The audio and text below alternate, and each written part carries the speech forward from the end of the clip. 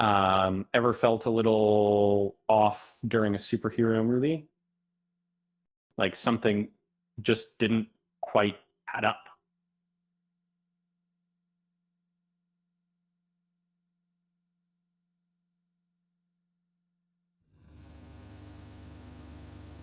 Um, you're not alone, and uh, we happily suspend disbelief for flying heroes and incredible powers. But sometimes those stories stumble over their own logic.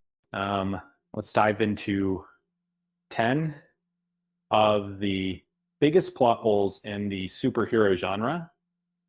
And in Ant-Man, Scott Lang shrinks to insect size, but still manages to carry a tank keychain.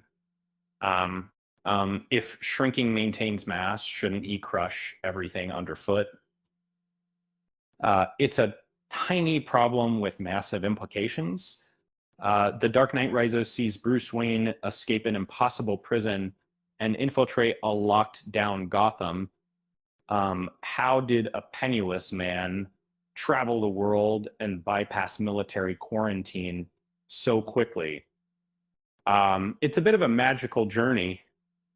Avengers Endgame introduced branching timelines, but old man Steve Rogers appearing in the Prime timeline is confusing. Did he jump back, or did time just work differently for him? The explanation remains a bit hazy. In Wonder Woman 1984, Diana and Steve fly a decades-old jet across continents. Uh, uh, how did a museum relic suddenly have enough fuel and functionality for such a long flight? It defies aviation logic. X-Men Days of Future Past gave Kitty Pryde a brand new power, sending consciousness back in time.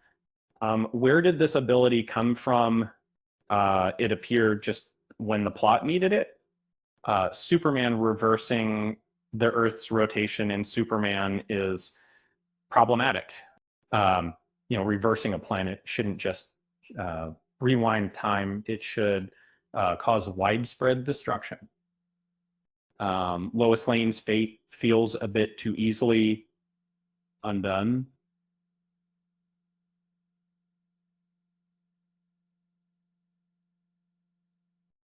Spider-Man No Way Home brought villains who knew Peter Parker was Spider-Man. But Electro never learned his identity. How did he end up in the MCU? Define the spell's parameters. Um, it was pretty thankful to see again plans film out well a 747 century 67-7. His timing and reliance on others feel incredibly contrived. It's a bit of a stretch to believe it could all fall into place.